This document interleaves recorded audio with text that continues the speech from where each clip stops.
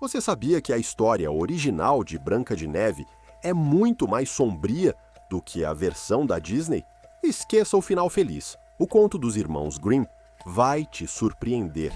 A história de Branca de Neve que conhecemos hoje é baseada na versão dos irmãos Grimm, publicada em 1812.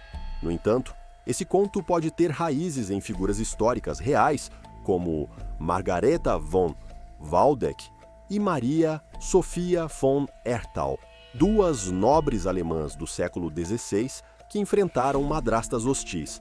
Maria Sofia, por exemplo, tinha uma madrasta que não a suportava, e em sua casa havia um espelho que dizem ter sido mágico, elementos que ecoam diretamente na história de Branca de Neve. Mas o que realmente impressiona é a crueldade presente na versão original dos Grimm.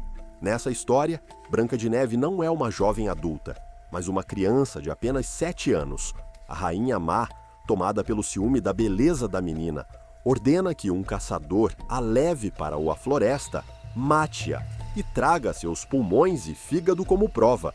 O caçador, incapaz de cumprir a terrível ordem, engana a rainha, entregando-lhe os órgãos de um javali.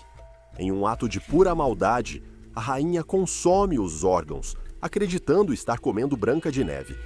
As tentativas de assassinato não param por aí. A rainha faz várias investidas contra Branca de Neve, incluindo a tentativa de sufocá-la com um espartilho apertado e de envenená-la com um pente.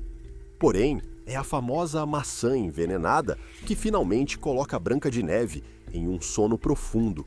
A menina é colocada em um caixão de vidro onde todos acreditam que ela está morta. Mas, ao contrário do que se pensa, não é o beijo do príncipe que a desperta.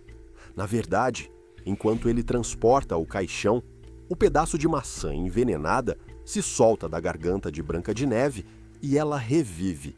Se você está gostando dessa história sombria e fascinante, não se esqueça de se inscrever no canal para não perder mais contos incríveis como este. Agora, vamos ao final sórdido que a Disney deixou de fora. Após o casamento de Branca de Neve, a rainha má aparece na cerimônia e sua punição é algo que jamais veremos em um filme infantil. Os anões a forçam a usar sapatos de ferro em brasa, obrigando-a a dançar até a morte. Essa história revela como os contos de fadas originais eram muito mais sombrios e complexos do que a versão que conhecemos hoje.